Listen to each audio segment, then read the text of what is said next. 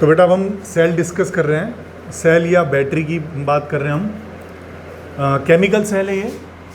तो सेल या बैटरी में डिफरेंस नहीं होता है। बहुत सारे कॉम्बिनेशन को, अगर हम सेल के कॉम्बिनेशन को बैटरी कहते हैं, तो बहुत सारे सेल्स को जब हम सीरीज़ में कंबाइन करते हैं तो बैटरी होती है, ताकि उसकी वोल्टेज इंक्रीज़ हो जाए। सेल की वोल्टेज थोड़ी कम होती है, बैटरी की थोड़ी इंक्रीज़ होती है। प्रिंसिपल दोनों का एक ही है कि केमिकल एनर्जी को इलेक्ट्रिक एनर्जी में कन्वर्ट करना।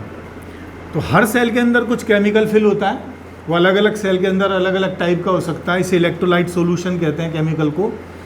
दो मेटालिक प्लेट्स होती हैं, वो भी अलग अलग नेचर की हो सकती है। जैसे मैंने मान लीजिए एक सेल अपनी तरफ से यहाँ एज्यूम किया, उसमें एक प्लेट जिंक की है, एक कॉपर की है, दोनों का अलग अलग होना ज़रूरी है।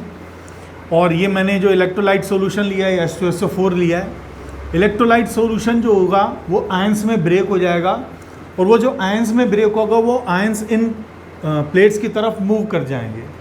तो एक बार देखते हैं किस तरह का कुछ कॉम्बिनेशन हो रहा होगा। ये H2SO4 जो है सल्फ्यूरिक एसिड, ये hydrogen plus ion plus SO4-2 ion में कन्वर्ट होगा। आयंस में ब्रेक हो गया ये, यहाँ पर H प्लस आयन और SO4-2 आयंस हैं। ऐसे कॉपर पे क्या हुआ, कॉपर +2 में कन्वर्ट हो गया और 2 इलेक्ट्रॉन रिलीज़ कर दिए इसने। तो ये कॉपर पे 2 इलेक्ट्रॉन्स रिलीज़ हो गए और ये कॉपर +2 यहाँ पर आ गया। कॉपर +2 इस सल्फेट आयंस को अपनी तरफ अट्रैक्ट करेगा, नेगेटिव और पॉजिटिव के बीच में अट्रैक्शन होगा। तो सल्फेट आयन कॉपर प्लेट की तरफ चलेंगे, क्योंकि कॉपर +2 में कन्वर्ट हो गया है, और ये कॉपर सल्फेट यहाँ पर डिपॉजिट हो जाएगा। ये कॉपर सल्फेट बन गया और 2 इलेक्ट्रॉन्स यहाँ मिल गए। इसी तरह की कुछ रिएक्शंस यहाँ पर होंगी। यहाँ कॉपर +2 में कन्वर्ट हुआ था, यहाँ जिंक नेगेटिव में कन्वर्ट होगा और वो हाइड्रोजन आयंस को अपनी तरफ अट्रैक्ट करेगा। तो इस तरह से कॉपर प्लेट पे नेगेटिव आयंस की लेयर बन जाएगी और जिंक प्लेट पे पॉजिटिव आयन की लेयर बन जाएगी। नेगेटिव के कंपैरिजन में पॉजिटिव पे हमेशा हाई पोटेंशियल होता है।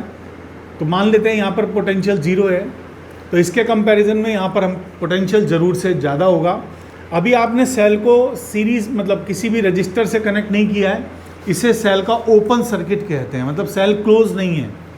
ओपन सर्किट में देखिए ये जो आयंस वाला H2SO4 है, ये इलेक्ट्रिकली न्यूट्रलाइज है, मतलब इस पर कोई चार्ज नहीं है। तो नेगेटिव के कंपैरिजन में ये जो इलेक्ट्रिकली न्यूट्रलाइज है कुछ ज़्यादा पोटेंशियल पर होगा।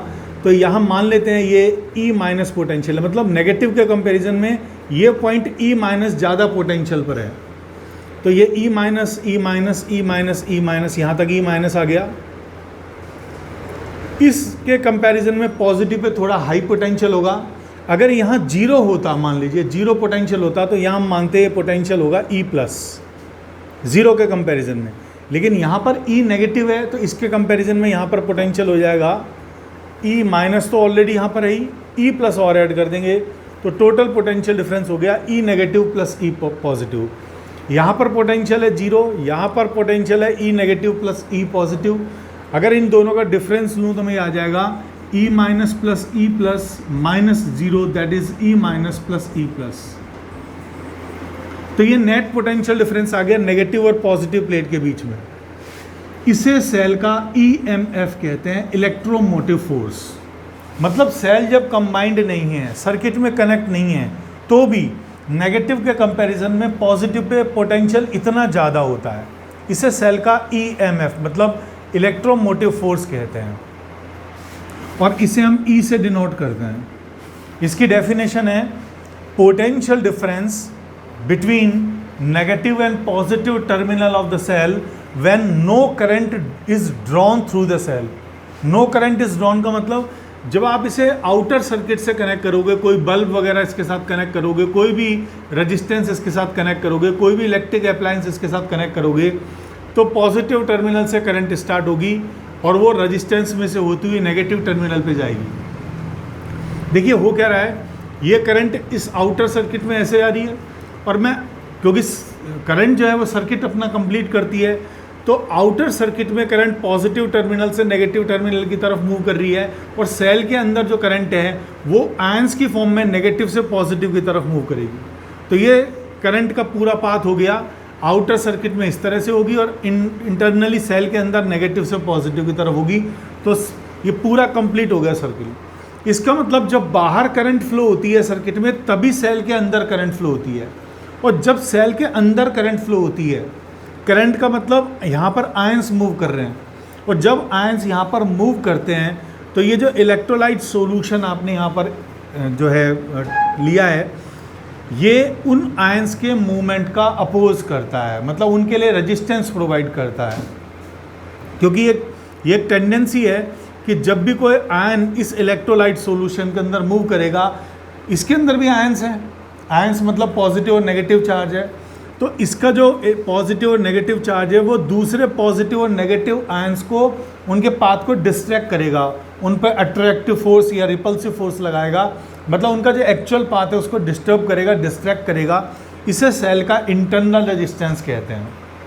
और सेल का इंटरनल रेजिस्टेंस इस सेल के सारे पैरामीटर्स, जैसे आपने नेचर ऑफ द इलेक्ट्रोलाइट, जो ये आपने इलेक्ट्रोलाइट सॉल्यूशन का क्या नेचर है, मतलब किस टाइप का सॉल्यूशन लिया है, H2SO4 लिया है या HCl लिया है या और कोई आपने इलेक्ट्रोलाइट सॉल्यूशन लिया है, और जो लिया है वो कितनी कंसंट्रेशन का लिया है, कितना डाइल्यूशन का लिया है।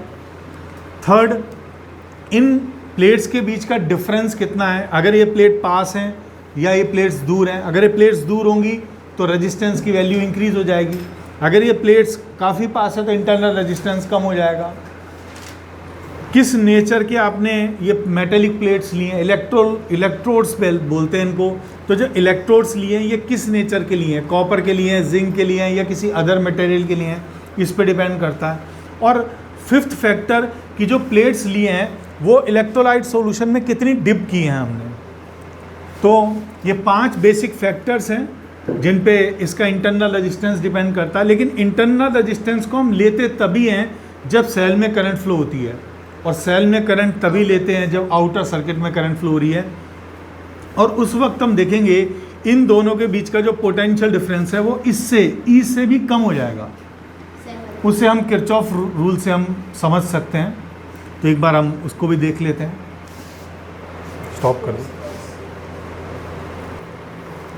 तो देखिए हमको ये समझ में आ गया था कि इस इलेक्ट्रोलाइट सॉल्यूशन की वजह से सेल का internal resistance small r develop होता है। तो सेल को कैसे दिखाएं, सेल के ये दोनों टर्मिनल्स हैं, नेगेटिव और पॉजिटिव, और इसके बीच में इलेक्ट्रोलाइट सॉल्यूशन जिसका इंटरनल रेजिस्टेंस होता है आर। लेकिन मतलब एक्चुअल में यही होता है नोटिफिकेशन कि सेल को हमको इस तरह से रिप्रेजेंट करना चाहिए, लेकिन ऐसा रिप्रेजेंट करने से हमें पोटेंशियल डिफरेंस क्लियरली समझ में नहीं आएगा कि इनके प्लेट्स के बीच में कितना है। तो हम क्या करते हैं, इस सेल को इस तरह से शो करते हैं, पॉजिटिव टर्मिनल, नेगेटिव टर्मिनल और इंटरनल रेजिस्टेंस अलग से दिखाते हैं, ताकि अब देखिए सेल का जो नेगेटिव टर्मिनल है, मतलब सेल यहाँ से स्टार्ट हुआ और यहाँ ख़त्म हुआ तो नेगेटिव टर्मिनल, लेकिन हमने इसको यहाँ पर दिखाया है, इसका मतलब सेल हमारा यहाँ से स्टार्ट होगा और यहाँ ख़त्म होगा।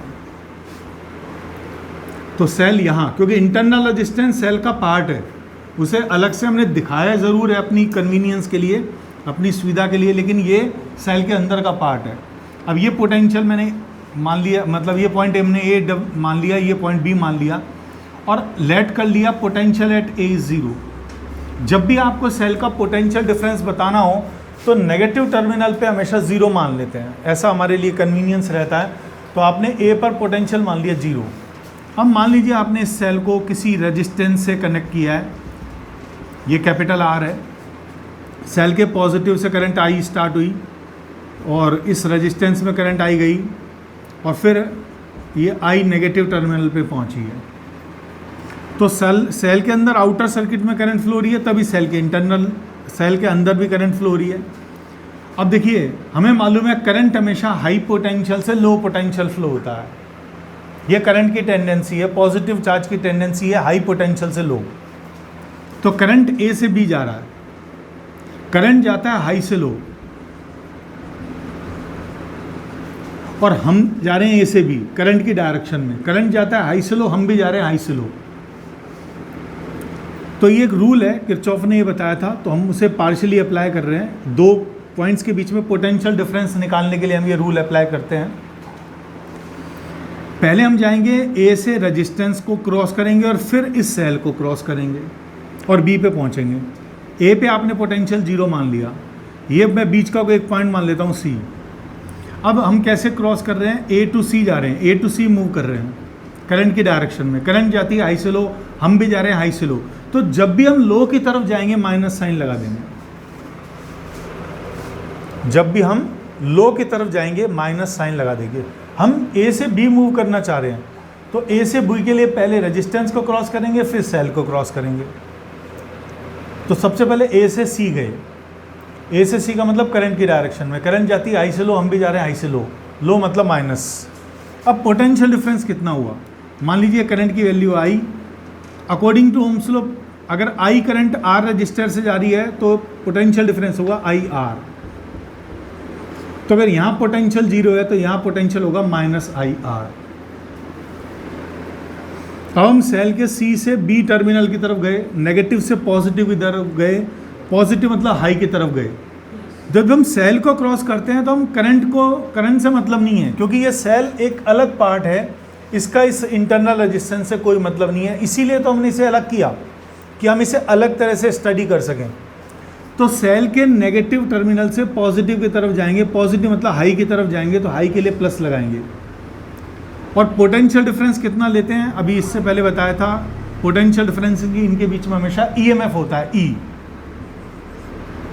तो 0 0 0 minus I R minus I R minus I R plus E, तो minus I R plus E minus I R plus E, तो पोटेंशियल डिफरेंस हो गया minus I R plus E. ये बी पे पोटेंशियल आ गया और ए पे 0 है, तो दोनों का डिफरेंस लेंगे तो वी बी माइनस वी हमारा आ जाएगा this minus 0 means E minus I are.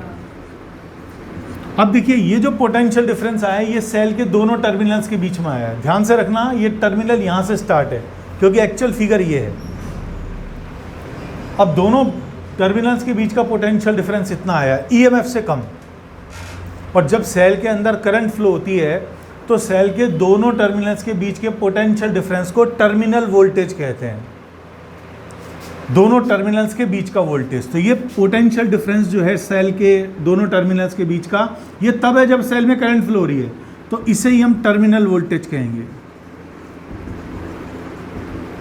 तो टर्मिनल वोल्टेज ईएमएफ से हमेशा कम होती है, ई माइनस आई आर, मतलब ई में से कुछ कम हो रहा है ये, तो टर्मिनल वोल्टेज हमेशा ईएमएफ से कम होती है। मतलब सेल में जब करंट फ्लो होती है तो सेल के दोनों टर्मिनल्स के बीच का पोटेंशियल डिफरेंस सेल के ईएमएफ से कम होता है। ईएमएफ का मतलब ओपन सर्किट में और ई माइनस आई आर का मतलब क्लोज सर्किट में। जब सेल चार्ज होता है, ध्यान रखिएगा, जब सेल चार्ज होता है तब पोटेंशियल डिफरेंस जो होगा सेल के दोनों टर्मिनल्स के बीच का वो ईएमएफ से ज़्यादा हो जाता है। ऐसा आपके एक एग्जाम्पल में दिखाया गया है, आई थिंक एग्जाम्पल हमेशा एक्सरसाइज क्वेश्चन है 3.9। अब देखिए सेल को चार्ज कैसे किया जाता है। जैसे ये सेल है, ये डिस्चार्ज हो चुका है मान लीजिए, तो इसको इससे भी बड़े सेल या बैटरी से positive to positive terminal connect करके चार्ज करते हैं। क्योंकि ये सेल डिस्चार्ज कैसे हुआ है, जब इसमें करंट ऐसे पॉजिटिव से स्टार्ट हुआ था, ये डिस्चार्ज हो गया था। अगर मुझे इसे चार्ज करना है तो अपोजिट डायरेक्शन में करंट फ्लो कराना पड़ेगा। तो जब इस सेल में अपोजिट डायरेक्शन में करंट फ्लो कराएंगे तो ये चार्ज हो जाएगा। और इसका इंटरनल रेजिस्टेंस आप साथ में दिखाइएगा और फिर आप दोनों के बीच में पोटेंशियल डिफरेंस जब बताओगे तो वो ई प्लस आई आर आ जाएगा। रूल वही है हमारा, ए पे 0 मान लेना, बी पे निकालना। अब करंट ऐसे फ्लो हो रहा है क्योंकि करंट ये बैटरी डिसाइड कर रही है, तो करंट इसमें ऐसे फ्लो हो रहा है, इसे 0 मानना, तो यहाँ पर आ जाएगा प्लस का आई आर, क्योंकि करंट हमेशा हाई से लो चलता है, हम चल रहे लो से हाई, हाई का मतलब यहाँ आएगा प्लस आई आर।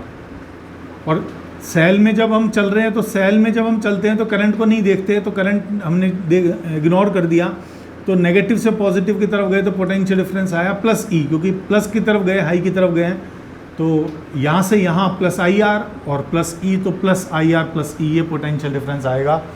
तो जब सेल चार्ज हो रहा है तो टर्मिनल वोल्टेज सेल के ईएमएफ से ज़्यादा हो जाता है।